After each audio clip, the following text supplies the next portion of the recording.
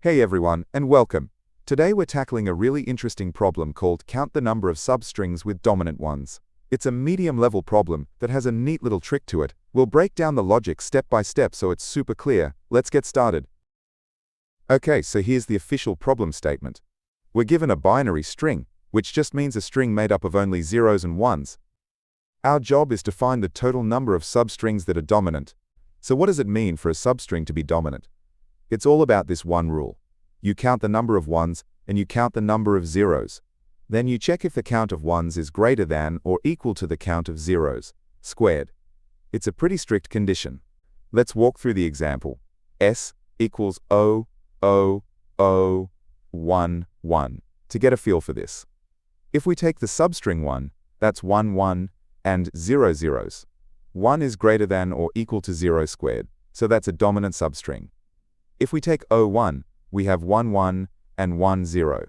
1 is greater than or equal to 1 squared, so that one counts too. But look at 0, 0. That's 0 ones and 2 zeros. Is 0 greater than or equal to 2 squared, which is 4? Nope. So 0, 0 is not dominant. The 5 dominant substrings are shown on the slide. The first idea that usually comes to mind is, let's just check everything. We could generate every possible substring, and for each one, count the characters, and check the rule. But if our string has thousands of characters, the number of substrings becomes millions. This brute force method would be way too slow, so we need to find a shortcut. Here's the aha moment. That little square in the formula, zeros squared, is a huge deal. Think about it.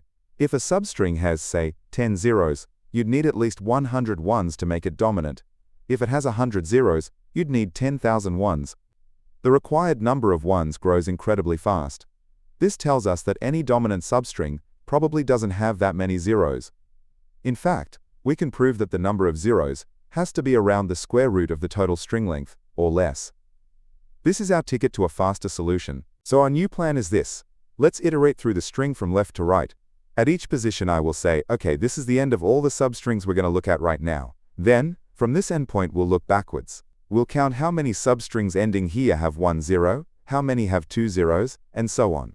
But thanks to our key insight, we know we only have to do this for a small number of zeros. We can stop once the number of zeros gets too big. Just a quick heads up. We'll be walking through the solution using Python, but don't worry if that's not your main language.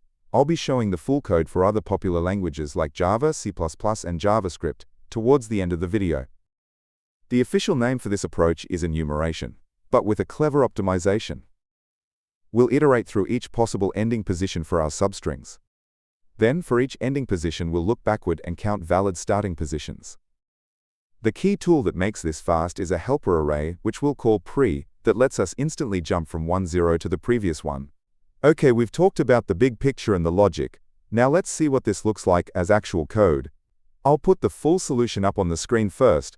And don't worry, after that, we'll walk through the most important sections together. Alright, here's the Python code for our enumeration approach. It might look a little dense at first, but it's really just putting our ideas into practice. We'll break down the two main parts, creating that pre-array, and then the main loop that does the counting. First, let's talk about the pre-array.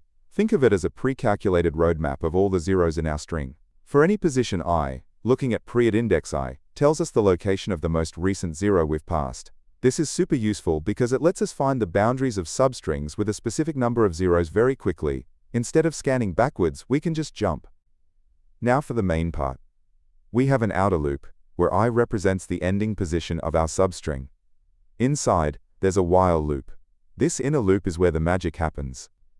It starts by looking for substrings, ending at I with 0 zeros. Then it looks for substrings, with 1 0, then 2, and so on.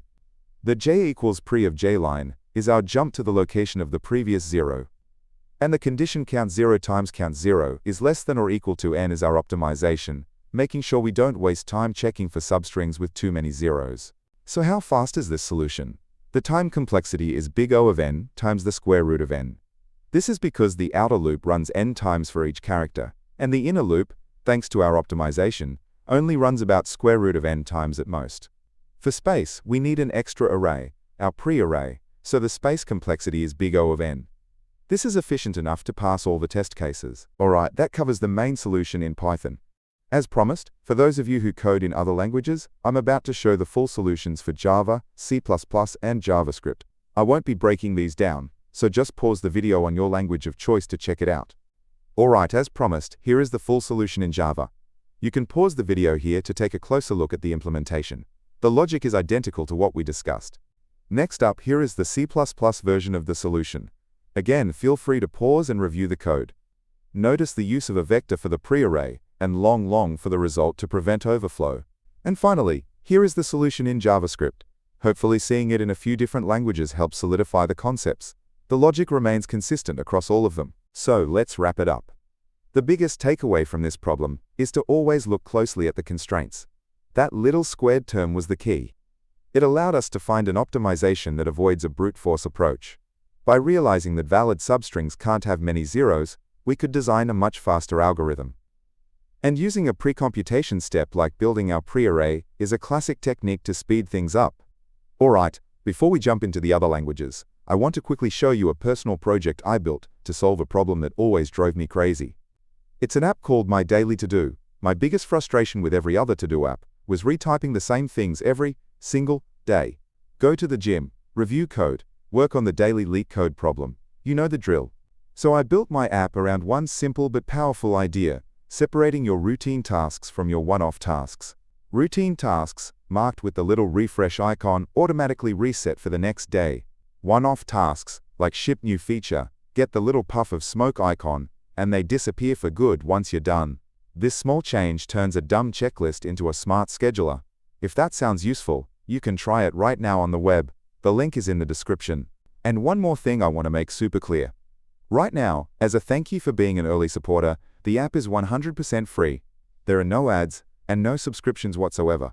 This means you get access to everything, including really powerful features like presets, which let you save entire task lists and load them with a single tap. Now, down the road, creating new presets will likely become part of a premium plan to help support the channel. But, and this is the important part, any presets you create now, while it's all free, are yours to keep and use forever. So it's the perfect time to check it out on the web, play with all the features, and build out your perfect setup at no cost. If you enjoyed this problem and want to keep practicing, the learning doesn't have to stop here. I've organized all my video solutions into handy playlists. Whether you're looking to grind through more Leetcode easy, medium, or hard problems, or you want to master a specific topic like sliding window or dynamic programming, I've got a playlist for you. It's the perfect way to focus your study sessions. Go to the Playlist tab and find a playlist that fits your goals. Also, if you're looking for even more Leetcode problems beyond the daily challenge, I've started a second channel called Leetcode Unlocked. It's where I'll be posting solutions to a ton of other problems. So if you're serious about your interview prep, be sure to check it out. The link is in the description below. Hope this Leetcode solution breakdown made sense. If it helped, give that like button a click, maybe subscribe for more, or drop a comment if you have questions. Make sure to turn on the notification bell so you know straight away when I upload a video, because I upload videos daily.